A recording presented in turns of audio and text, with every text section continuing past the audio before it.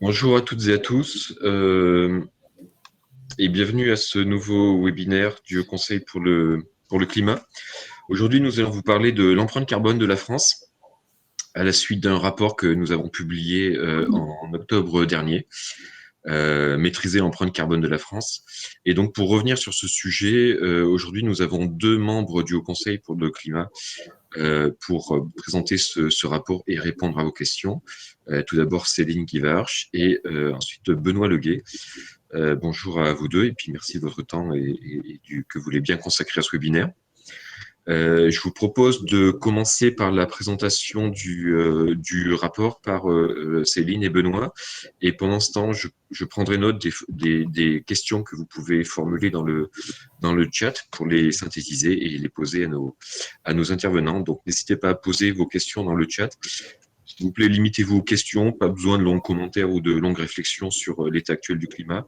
Juste les questions, ça nous aide à les synthétiser. Voilà, merci beaucoup de votre présence et de votre participation en tout cas. Céline, si tu veux bien, tu peux prendre la main et lancer la présentation et prendre la parole. Merci. Très bien, merci beaucoup. Bonjour à tous. Merci à Olivier. Alors, je vais essayer de partager la présentation. Voilà.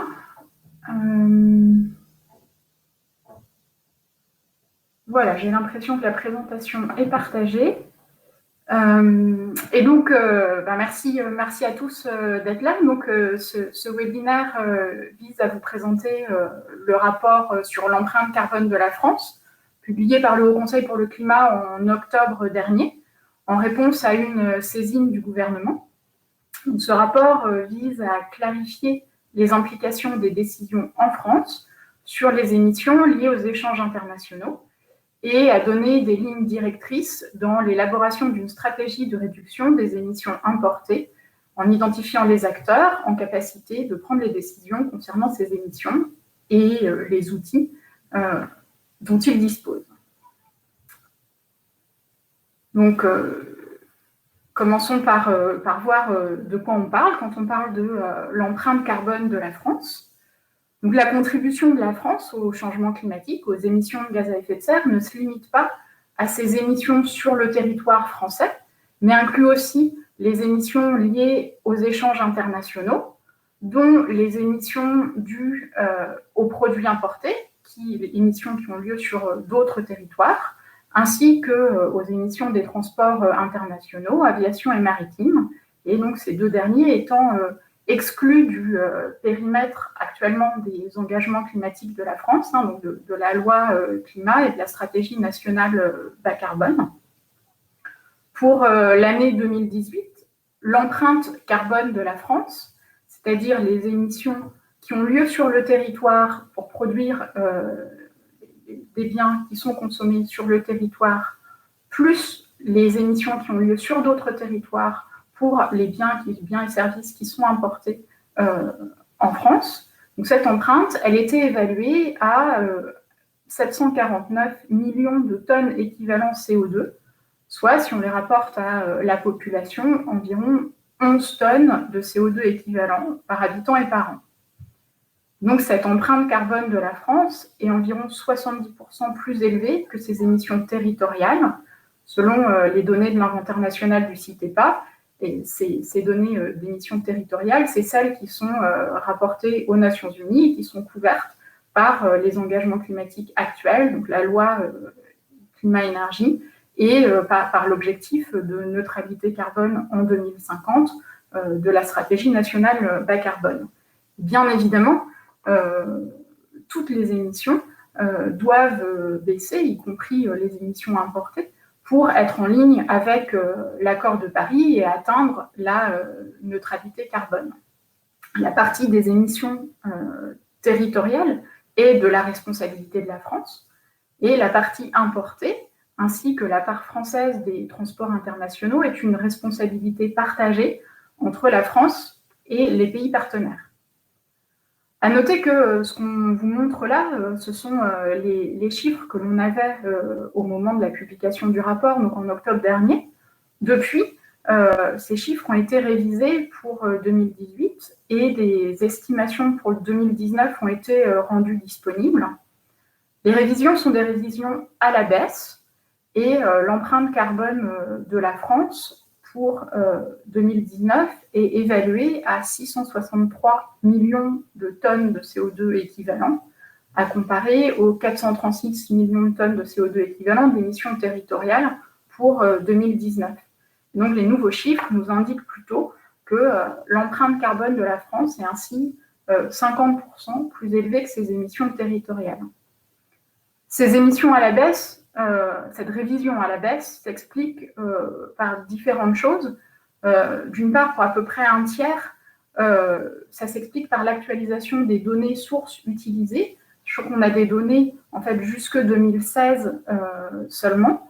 Et puis, 2 tiers de l'explication sont par rapport aux méthodologies d'évaluation, d'estimation pour les données, pour les chiffres les plus récents, et donc qui, dans la méthodologie, prennent en compte un progrès technique, en l'occurrence la réduction de l'intensité en gaz à effet de serre des importations, donc les émissions par euro importé, qui s'expliquent par des changements de composition des importations, d'origine géographique et aussi de structure des économies d'où sont importés les biens et services.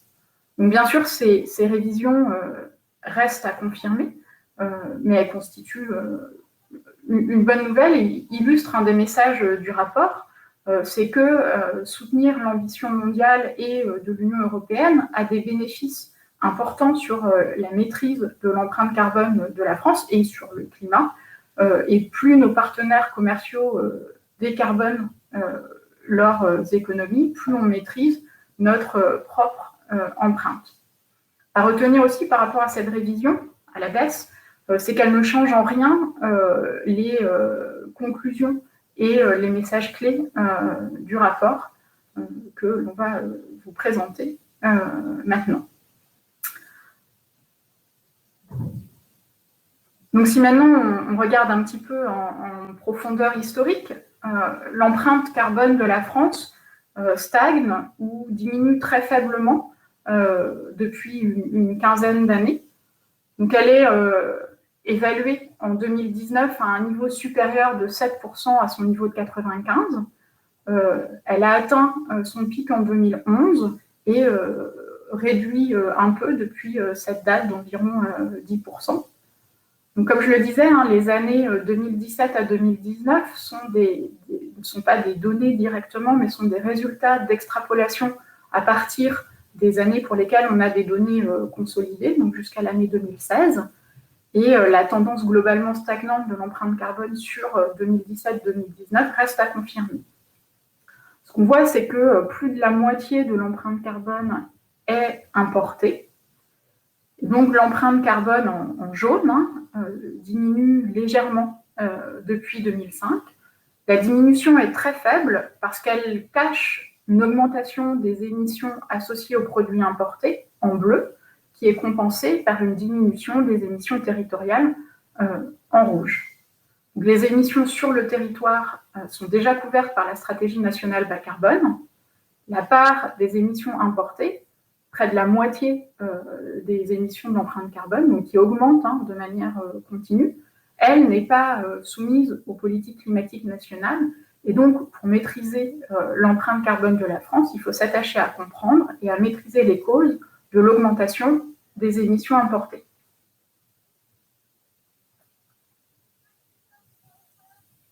Benoît, si tu veux prendre la main pour la suite. Volontiers. Je ne vois pas comment passer les diapos en revanche. Donc si là où les personnes qui ont la... Alors je vais faire ça. Hop là. Super, merci Céline. Alors pour poursuivre sur ce que disait Céline et en gardant en tête donc les précautions méthodologiques sur les chiffres qu'a mentionné Céline, je vais essayer de vous guider à travers les 3 prochaines diapositives sur une analyse finalement de l'augmentation des émissions importées. Et donc, ce qu'on voit déjà sur cette diapo, alors il y a plein de couleurs, donc je vais essayer de mentionner les couleurs pour vous guider à travers cette analyse. Ce qu'on voit sur cette diapo, en fait, c'est que le principal facteur de l'augmentation des émissions importées, c'est finalement l'augmentation du volume de la consommation domestique, c'est-à-dire la consommation en France. C'est-à-dire, pour le dire en bon français, l'augmentation de la population et l'augmentation du revenu par habitant, c'est ce que vous avez en jaune, hein, donc c'est l'espèce de gros pâté jaune que vous avez. Et puis, en même temps, vous avez de l'autre côté de la barre, hein, donc du côté de la diminution, vous avez des améliorations du niveau de production des biens dans les autres pays. C'est ce que vous avez donc en rouge. Et cette amélioration du niveau de production des biens, de la qualité, disons, de la façon dont sont produits les biens dans les autres pays, ont servi à réduire les émissions importées. Et en fait, le principal facteur qui limite cette augmentation, c'est des améliorations de la production qui peuvent être de l'efficacité, typiquement de l'efficacité énergétique ou de l'efficacité en termes de procédés, ou de la décarbonation finalement de ces fameux procédés de fabrication. Donc finalement, on produit différemment dans les pays dont on importe. Donc encore une fois, c'est le gros paquet rouge que vous avez à gauche de la barre. Ce qu'on peut également remarquer, et c'est ce que vous avez alors dans l'espèce de pâté bleu, gris, bleu foncé, bordeaux, c'est que les changements de la structure du commerce international participent à l'augmentation. Elles sont bien à droite de la barre, mais dans une proportion plus faible. Alors, qu'est-ce qu'on appelle changement de la structure du commerce international? Pour illustrer ça, c'est typiquement les changements dans les produits échangés. On apporte moins d'un produit A et plus d'un produit B, par exemple. On a un panier, disons, d'importation qui se déplace dans le temps.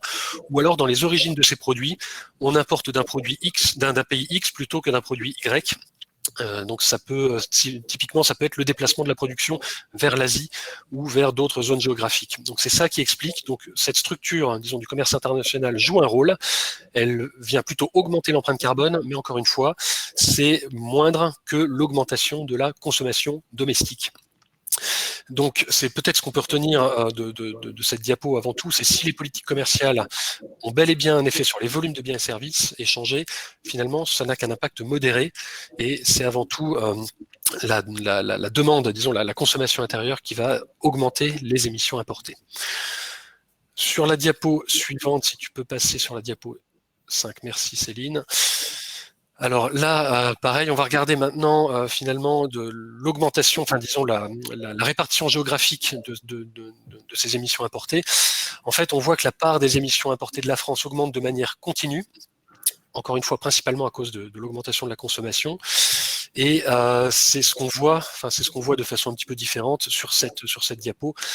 Les changements de la structure du commerce ont finalement un rôle extrêmement faible sur beaucoup plus faible en tout cas sur cette augmentation de l'empreinte carbone. Sur là, je vais peut-être passer directement à la diapo suivante, si tu veux bien Céline, la diapo 6.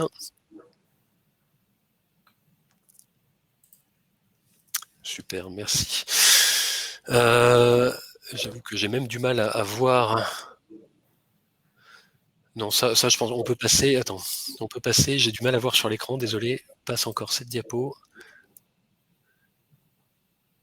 Non, c'est bon. Non, reviens sur la diapo 6. Reste sur la diapo 6. Parfait. Donc, ce qu'on voit sur cette diapo, alors un petit peu compliqué avec tout un tas de petits histogrammes, c'est finalement, on peut se demander, mais d'où vient, en termes géographiques, d'où vient cette empreinte carbone? Alors, elle provient pour moitié environ, à grosse maille, pour moitié de la France. C'est-à-dire, c'est les émissions directes des ménages. Par exemple, quand vous utilisez votre voiture, quand vous chauffez votre maison, c'est de ce qu'on va appeler des émissions directes des ménages. Mais c'est également les biens et services qui sont produits et consommés en France. On consomme et on produit également des choses en France. Ces biens ont une empreinte carbone. Et donc, c'est à peu près, tout ça, c'est à peu près la moitié de l'empreinte carbone. Donc l'autre moitié, me demanderez-vous, d'où vient-elle? Eh bien, l'autre moitié, elle vient de l'Union européenne. C'est à peu près 10% de l'empreinte carbone totale. En premier lieu, l'Allemagne en tête avec à peu près 7% des émissions importées. Pas de surprise, on retrouve nos partenaires commerciaux. Et le reste, tout ce qui est hors Union européenne, ça provient principalement d'Asie, avec en tête la Chine, avec un peu plus de 15% des émissions importées. Donc là aussi, pas de surprise, on retrouve finalement nos partenaires commerciaux. Et ce qu'on peut noter également, et ça c'est un chiffre qu'il faudrait peut-être actualiser dans le futur, fin 2020, les données qu'on avait nous faisaient dire que moins d'un quart des pays originaires des importations ont des objectifs de neutralité carbone à horizon 2050. C'est-à-dire que finalement, plus des 3/4 des pays ont des objectifs soit plus lointains, soit moins ambitieux. Donc ça, encore une fois, données fin 2020, ça a un petit peu évolué depuis. Donc peut-être à remettre à jour, et si vous avez des informations plus précises, évidemment, nous les prendrons. Céline, je pense que je peux te passer la main sur la diapo suivante qui va s'intéresser au secteur. Tout à fait. Donc, après avoir vu finalement quelles étaient les géographies concernées, il est intéressant d'essayer de comprendre quels sont les secteurs, les types de biens et services qui sont concernés. Donc ici, c'est une décomposition par secteur de l'empreinte carbone hors émissions directes des ménages, avec en vert les émissions de la production intérieure hors exportation, en bleu les émissions importées depuis l'Union européenne et en orange les émissions importées d'ailleurs dans le monde. Donc, ce qu'on voit, c'est que les deux principaux secteurs émetteurs composant l'empreinte carbone hors émissions directes des ménages sont l'industrie agroalimentaire, auquel on peut ajouter les produits agricoles et forestiers, et les travaux de construction. Donc à eux seuls, ils représentent environ 26% des émissions de l'empreinte carbone. Et les émissions de ces deux secteurs présentent la particularité d'être majoritairement localisées en France. Donc une action dans ces secteurs est possible directement et permettrait de réduire significativement l'empreinte carbone. Si maintenant on se concentre sur la partie importée des émissions par secteur, ceux qui ont la plus grande part d'émissions importées sont l'industrie textile, l'industrie automobile et les équipements électroniques. Donc c'est la partie bleue et orange qui forment la majeure partie des émissions. Donc en fait, ces secteurs, ces types de biens-là sont essentiellement importés et donc les émissions associées sont essentiellement des émissions importées. Mais si on regarde aussi finalement en volume d'importation et pas seulement en part dans le secteur, d'autres secteurs comptent également beaucoup. Donc on retrouve l'industrie agroalimentaire et les travaux de construction, mais aussi le raffinage et les produits chimiques qui composent une partie importante du volume des émissions importées.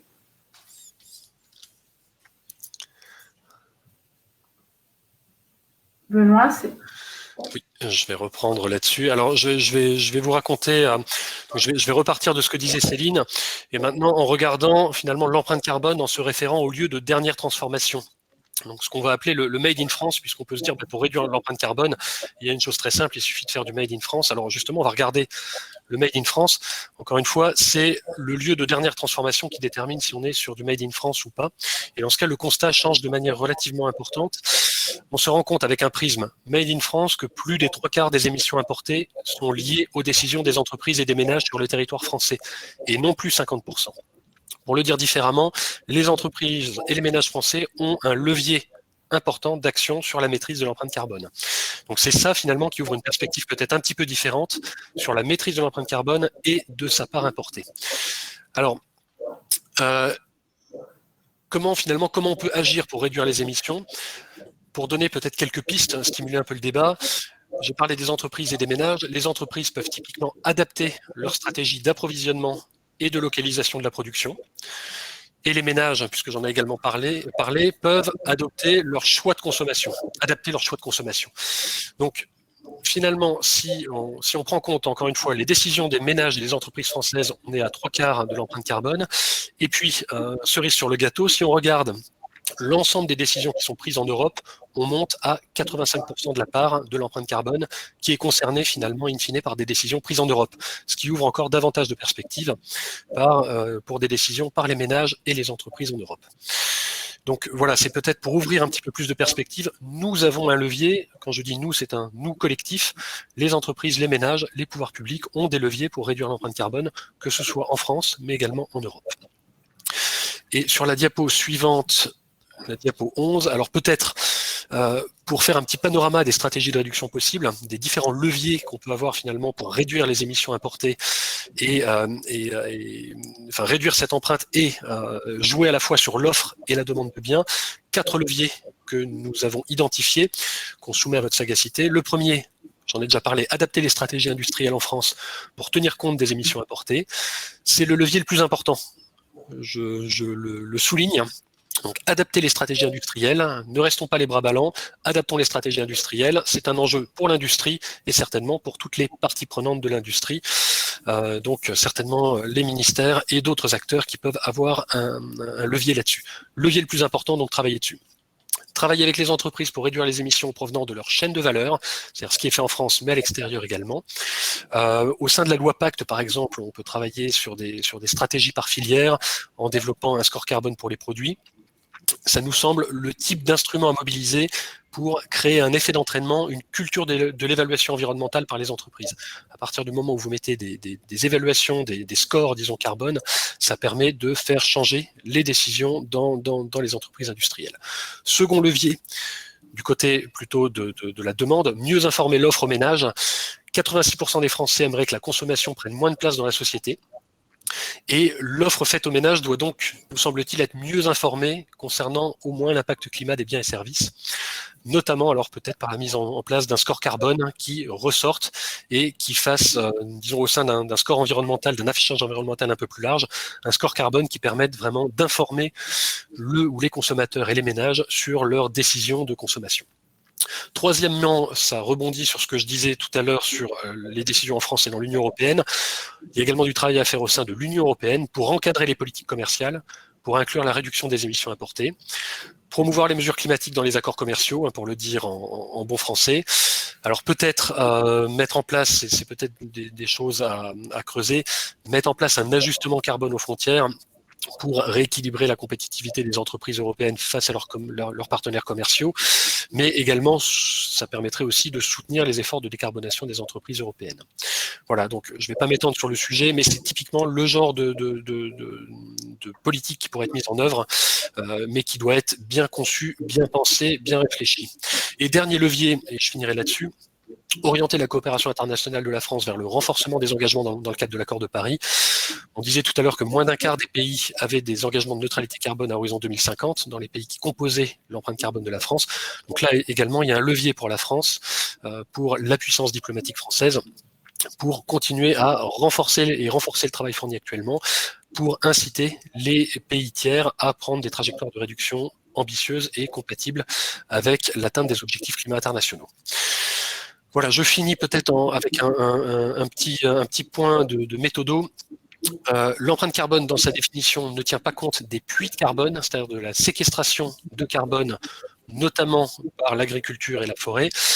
Et finalement, il nous semble essentiel d'accélérer la mise en œuvre de la stratégie nationale de lutte contre la déforestation importée, qui contribue également au réchauffement climatique, sans pour autant être actuellement comptabilisée dans l'empreinte carbone, dans tous les chiffres qu'on vous a présentés.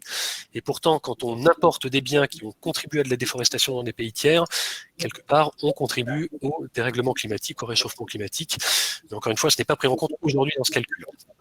Voilà, donc recommandation, mieux suivre cette action, mieux suivre, disons, la prise en compte des puits de carbone dans l'empreinte carbone et pouvoir l'évaluer par des indicateurs adéquats, ce qu'aujourd'hui n'est pas le cas. Céline, je te repasse la parole.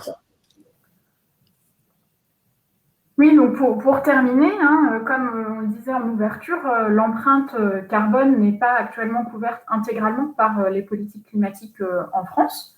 Mais c'était l'objet de la saisine du gouvernement, puisque la loi énergie-climat indique que le gouvernement doit prévoir un plafond indicatif des émissions de gaz à effet de serre pour l'empreinte carbone dès 2022, ainsi que pour les transports internationaux. Et donc, je vais conclure sur la recommandation qu'on a faite dans le rapport d'octobre dernier pour recommander un objectif de plafond indicatif. Donc, ce qu'on recommande, c'est qu'en combinant avec la partie territoriale des émissions françaises, qui, elles, doivent atteindre la neutralité carbone en 2050. Donc, si on regarde en émissions brutes, ça correspond à 80, dans la stratégie nationale bas carbone, ça correspond à 91% de réduction des émissions de gaz à effet de serre par rapport à 2005, qui sont donc compensées par des absorptions, des puits de carbone pour atteindre cette fameuse neutralité en 2050. Et nos analyses montrent qu'un plafond indicatif de l'empreinte carbone dès 2022 pourrait être fixé, suivant une trajectoire menant à 80% de réduction de l'empreinte carbone en 2050 par rapport à 2005, pour être cohérente avec les engagements internationaux de la France dans le cadre de l'accord de Paris afin de limiter le réchauffement climatique à 1,5 degré. Donc, pour arriver à cette recommandation, nous avons regardé les trajectoires globales, les trajectoires mondiales de scénarios d'émissions qui limitent le réchauffement en dessous de 2 degrés et jusqu'à 1,5 degré. Donc, dans le rapport spécial du GIEC de 2018 sur l'objectif 1,5 degré, les trajectoires qui sont compatibles avec la limitation de l'élévation de la température à ce niveau-là nécessitent d'atteindre la neutralité CO2 aux environs de l'année 2050, donc pour les émissions mondiales, et une neutralité tout gaz à effet de serre à l'horizon 2070. Donc, si on regarde sur les émissions nettes de gaz à effet de serre en 2050, c'est à peu près une réduction de 84%. Donc, pour adapter cet objectif mondial au cas des émissions importées de la France, il faudrait en théorie pouvoir évaluer la contribution des importations aux émissions nettes de gaz à effet de serre en incluant les absorptions, les puits, dont la déforestation. Mais comme l'a dit Benoît, c'est pour l'instant pas possible du fait de manque de données. Et donc c'est pour cette raison qu'on préconise un objectif de diminution en émissions brutes, donc hors puits, pour que les émissions associées aux échanges internationaux de la France suivent une trajectoire cohérente avec les émissions mondiales cohérentes avec les objectifs de l'accord de Paris. Et donc, il faudrait, en 2050, une diminution de 65% des émissions importées. Si on regarde à l'horizon 2030, sur les trajectoires, on est aux alentours de 27%. Et donc, si ensuite on recombine avec les émissions de la production intérieure, donc hors exportation, et en faisant l'hypothèse qu'elles suivent la même trajectoire que l'ensemble des émissions territoriales, c'est comme ça qu'on arrive à cette réduction d'environ 80% de l'empreinte carbone en 2050. Et pour 2030, sur la trajectoire, c'est 35% de réduction. Donc, pour finir, notre rapport couvre aussi des questions plus méthodologiques pour améliorer l'inventaire des émissions de l'empreinte carbone. Donc, vous l'aurez compris, hein, il y a des difficultés liées au délai de disponibilité des données. Donc, on a fait des recommandations aussi par rapport à l'utilisation de tableaux entrée-sortie pour améliorer les données utilisées pour les pays hors de l'Europe.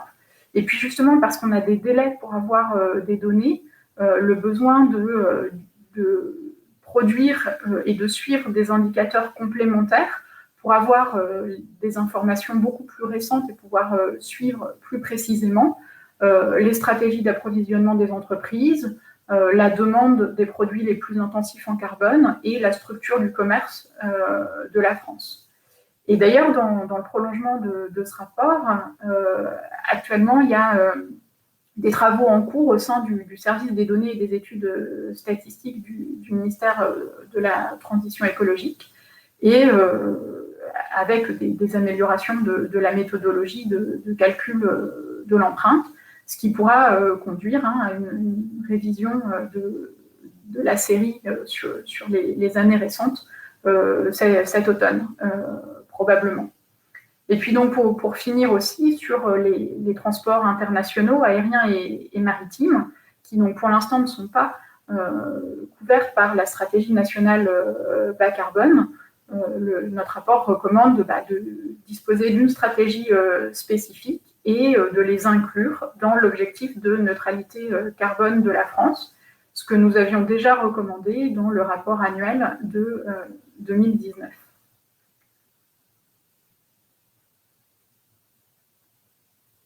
Voilà, j'en arrive à la fin de notre présentation. Merci pour votre attention. Et donc, maintenant, nous allons essayer de donner des éléments de réponse aux questions qu'Olivier va synthétiser à partir des questions que vous avez pu poser.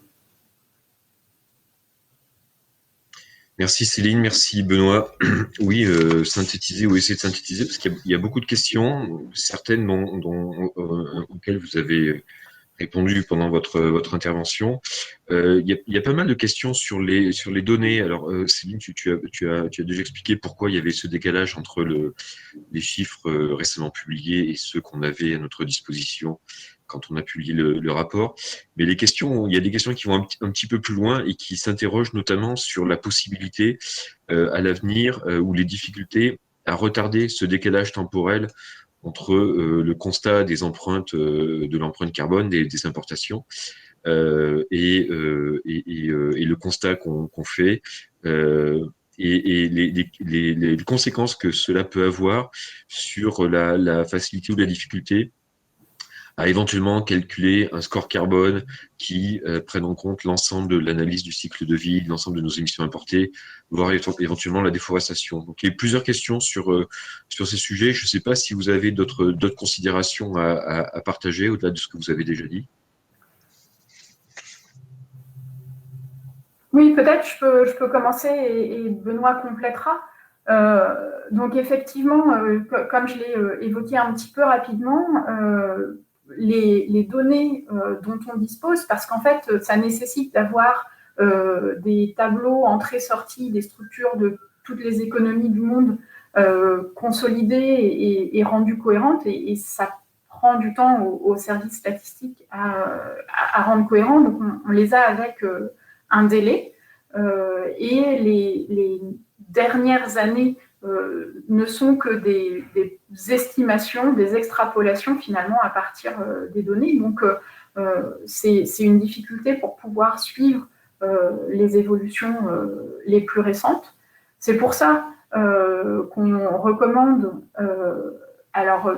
des améliorations de la méthodologie en elle-même, mais ça ne va pas réduire les délais, mais d'avoir des indicateurs complémentaires pour pouvoir suivre plus précisément les points clés, sur les produits les plus intensifs en carbone, sur la structure du commerce de la France, et puis sur justement la déforestation importée qui n'est actuellement pas mesurée dans la mesure de l'empreinte carbone. Or, il existe des méthodes pour le faire, et donc on recommande de produire ces estimations-là annuellement de la déforestation importée. Donc, à savoir que quantitativement, c'est important parce que, si je me souviens bien, les estimations récentes montrent que si seulement pour les zones tropicales, la déforestation importée représenterait environ 27 millions de tonnes de CO2 équivalent, ce qui est plus que les puits sur le territoire français qui sont à peu près à 25 millions de tonnes de CO2. Donc voilà. Par ailleurs, il y avait une question sur finalement la difficulté d'avoir des données avec des délais. Est-ce que ça n'empêchait pas de construire des scores carbone comme on recommande par ailleurs?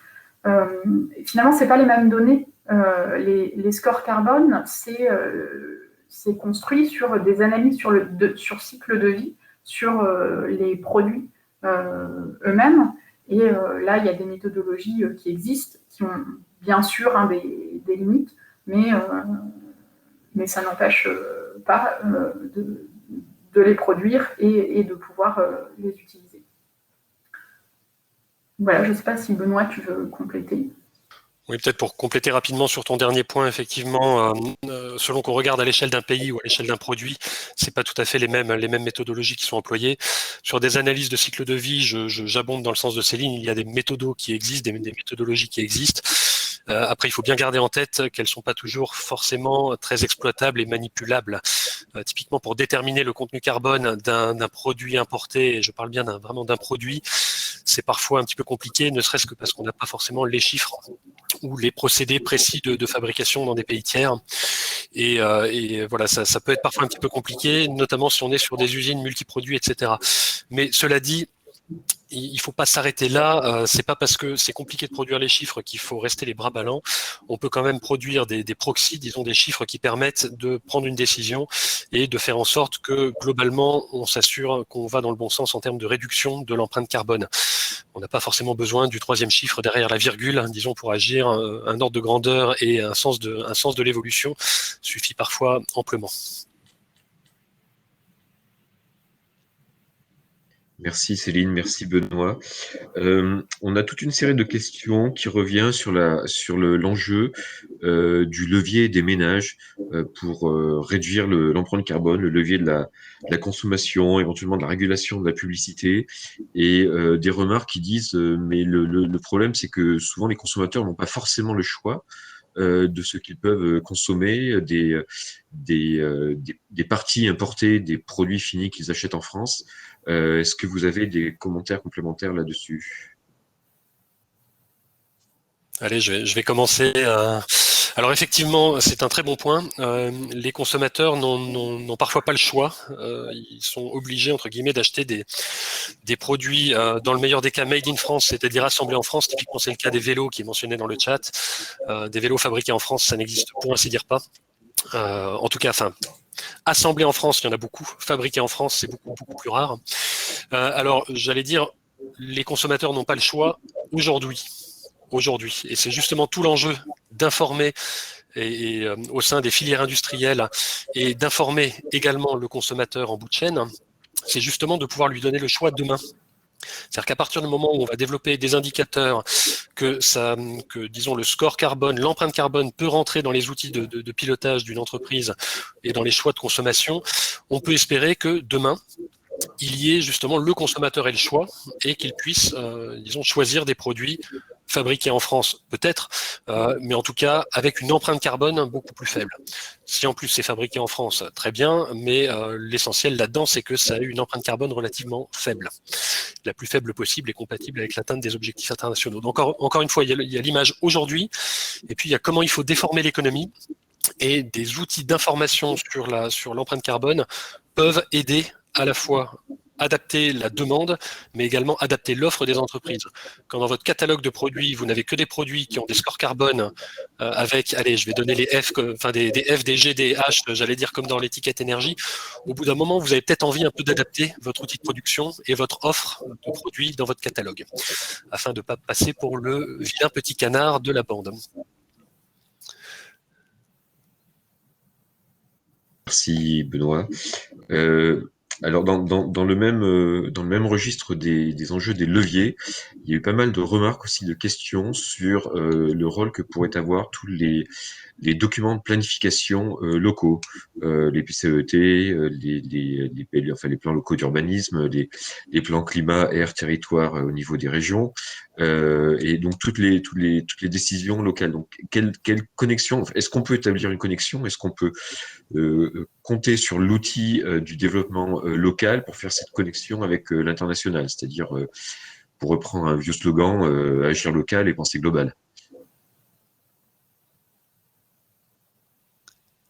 Allez, je me lance. Céline, je ne sais pas si tu veux réagir, mais sinon je peux déjà me lancer. Alors, allez, je me lance en attendant que Céline se manifeste. Alors, effectivement, penser global, agir local, oui. On l'a dit, je pense. Enfin voilà, les émissions, l'empreinte carbone, c'est quand même avant tout des décisions qui sont prises en France. Et puis en Europe, etc. Donc il y a aussi des décisions qui sont prises à l'international, mais nous avons un levier collectif Et quand je dis nous, c'est les pouvoirs publics nationaux, les entreprises, les ménages, et puis on pourrait rajouter les collectivités locales qui ont également un levier. Alors pour donner un exemple de levier, boom à travers par exemple la commande publique. Il me semble que la commande publique des collectivités locales est relativement importante. Ça peut permettre de structurer des filières également, parce que imaginons que demain on mette dans les appels d'offres publics des critères carbone basés sur l'empreinte carbone. Ça pourrait évidemment changer la consommation ou disons la demande pour un certain nombre de biens, et en ricochet, ça pourrait transformer l'offre. Parce qu'au bout d'un moment, les industriels ou les entreprises qui voudraient répondre à des marchés publics seraient un petit peu obligés d'adapter leur offre pour tenir compte de ce critère empreinte carbone. Donc il y a un levier également à travers les collectivités locales, on ne l'a pas mentionné explicitement, mais on ne l'oublie pas.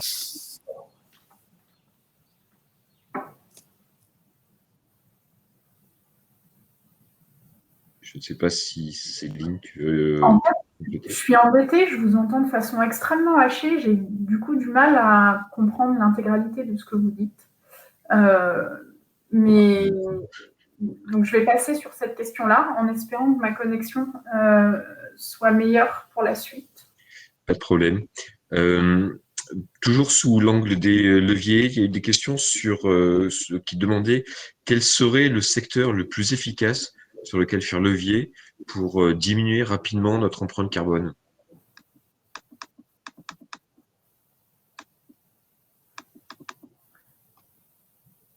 Oui, je peux. Vas-y, Je peux peut-être prendre celle-là.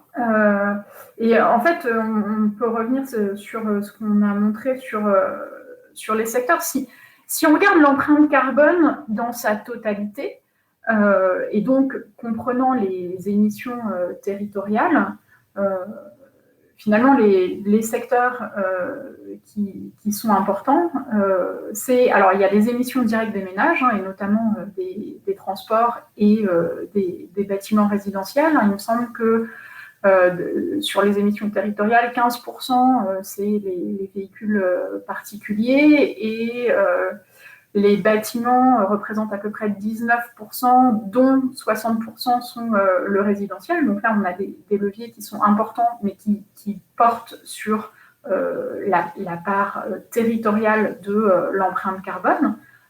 Les deux autres grands secteurs qui sont importants sur l'empreinte carbone, c'est la production de biens agricoles et la construction.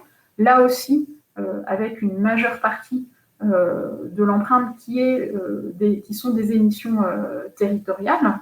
Et ensuite, si on parle plus précisément de la partie importée de l'empreinte carbone, qui était quand même le focus principal de ce rapport-là, à ce moment-là, les principaux secteurs concernés sont ceux qu'on a soulignés dans notre présentation. Donc, on retrouve production de biens agricoles et construction, raffinage, produits chimiques, et puis aussi les secteurs qui ont la plus grande part des émissions importées, donc les équipements électroniques, les matériels de transport, et le textile d'une façon large.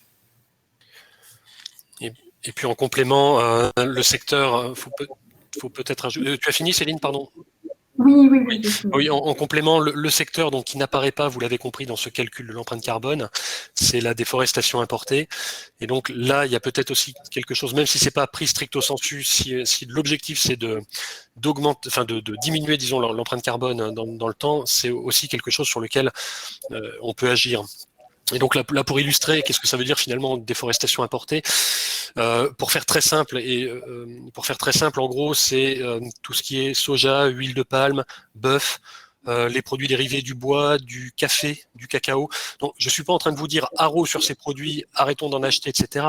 Mais simplement, il faut se poser des questions sur dans quelles conditions sont produits ces différents produits, et est-ce que ça conduit, oui ou non, à de la déforestation importée qui, même si elle ne vient pas impacter l'empreinte carbone telle qu'elle est calculée aujourd'hui, a un impact sur l'empreinte carbone, entre guillemets, que je qualifierais de physique, c'est-à-dire celle qui compte pour la planète.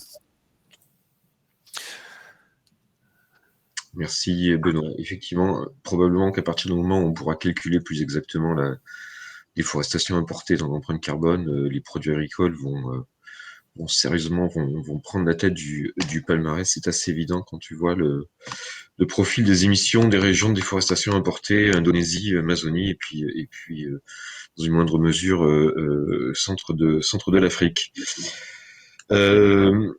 D'autres questions, il y a beaucoup de questions, j'essaye de les synthétiser au mieux, en sachant qu'il y a déjà des éléments auxquels vous avez répondu. Donc il y a une conclusion qu'on n'a peut-être pas formulée assez explicitement, mais qui est venue en termes de questions, qui dit, en fait, si on veut diminuer notre empreinte carbone et qu'on relocalise, ce qu'on va faire, c'est qu'on va augmenter notre empreinte territoriale. Donc, pour nous, en termes d'objectifs climatiques et d'objectifs climatiques du gouvernement, des pouvoirs publics, ça n'arrange rien, ça facilite pas la tâche.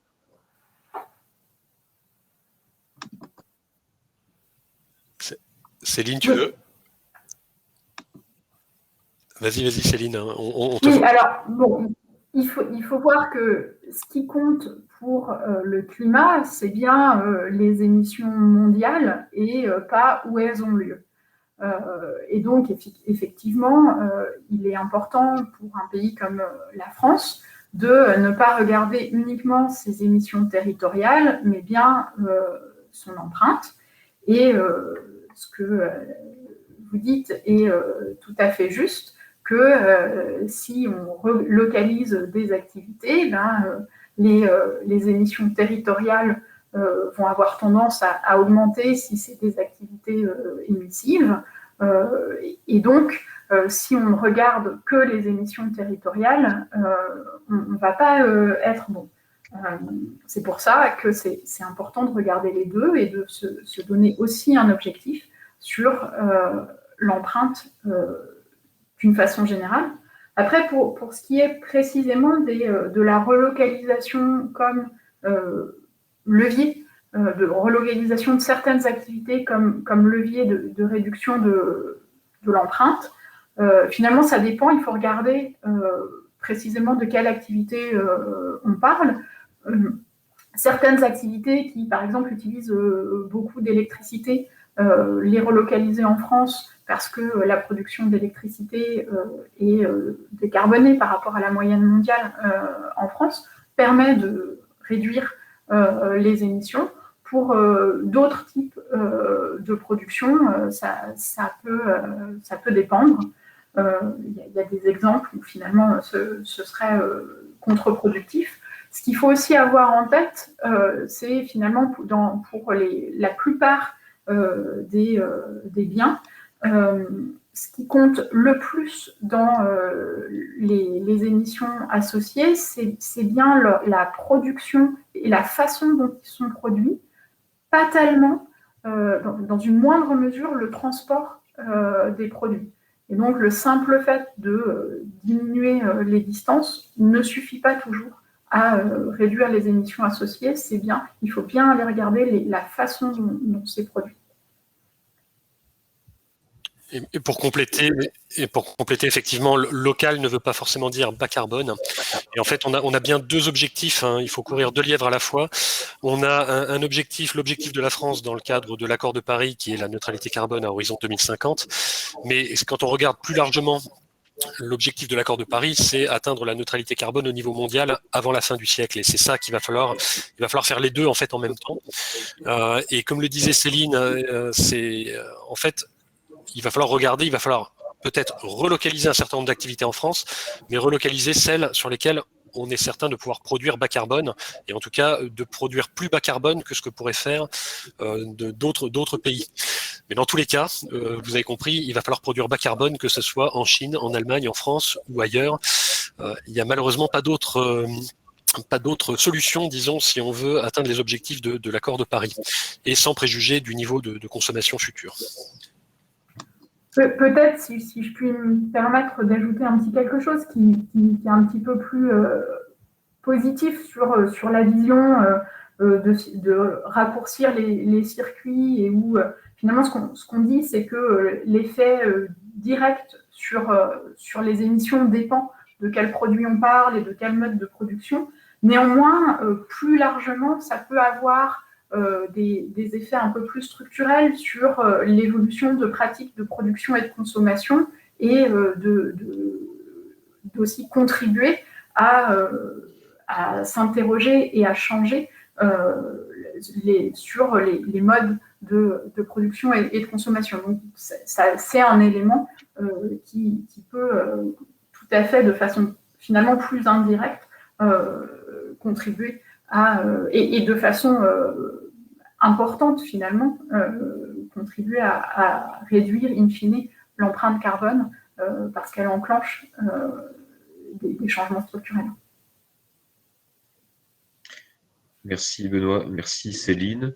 Il nous reste un petit peu de temps. Il y a beaucoup d'interventions et de questions autour on va dire, du partage de l'effort, pour reprendre un vocabulaire un peu européen, entre les entreprises et les consommateurs, avec pas mal d'interventions qui disent ce qu'on évoquait déjà tout à l'heure, faut arrêter de remettre la responsabilité toujours sur les consommateurs en bout de ligne avec des labels, mais il y a un rôle de levier des entreprises. Et plus spécifiquement, et peut-être un peu plus positivement, il y avait même une participante qui disait j'ai le cas d'une entreprise qui fonctionne autour de l'électronique, avec des data centers, etc. Quelles sont mes marges de manœuvre pour ne pas contribuer à accroître l'empreinte carbone? Bon, on n'est pas consultant en bilan carbone au HEC, mais cela dit, je ne sais pas si une réponse à ces questions, mais en tout cas, ça souligne bien les enjeux qui se posent sur le profil de notre consommation.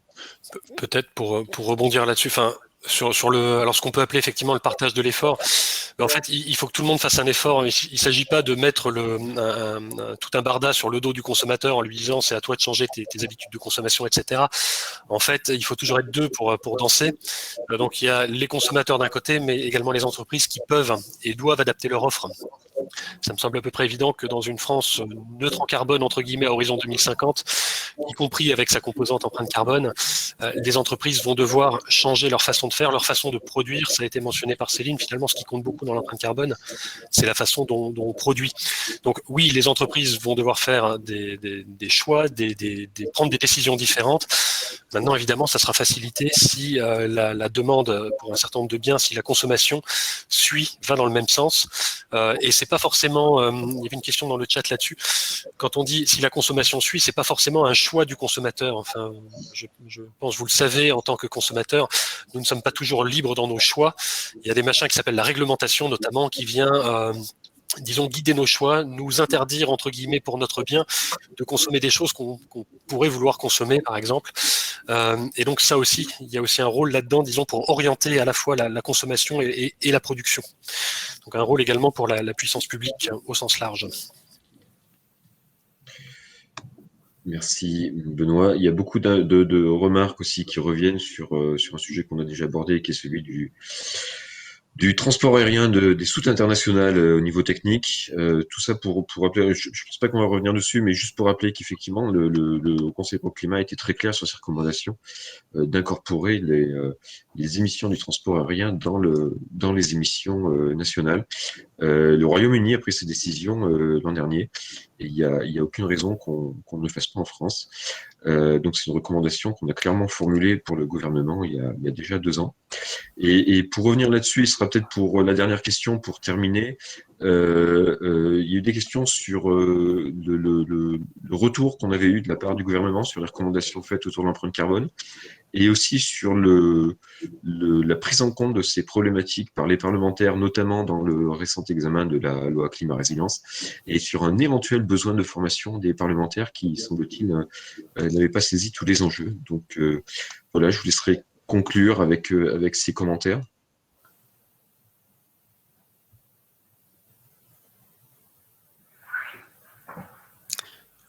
Allez, je commence. Olivier, si tu veux te lancer, n'hésite pas non plus. Je peux peut-être commencer. Allez, je vais rebondir sur la dernière question sur un besoin de formation des parlementaires. Oui, c'est toujours le cas. Ces sujets climat sont quand même des sujets complexes. J'ai la faiblesse de penser, à titre personnel, que le climat n'est pas un sujet uniquement pour les personnes qui s'intéressent au climat, mais pour l'ensemble de la société, l'ensemble des décideurs publics. Et pour moi, l'ensemble des parlementaires, que ce soit à l'Assemblée nationale ou au Sénat, devraient être informés et formés sur ces sujets. Ce n'est pas le cas aujourd'hui, on peut aussi comprendre, il y a une question de temps de travail à y dédier, etc. Il y a d'autres priorités. Mais en tout cas, voilà, il y a certains députés, certains sénateurs qui sont très au courant sur ces sujets. Il faudrait peut-être que ça soit un peu plus, que l'intérêt pour ce type de sujet soit un peu mieux réparti dans la représentation nationale. C'est un avis, idiosyncratique que je partage avec moi-même. Voilà.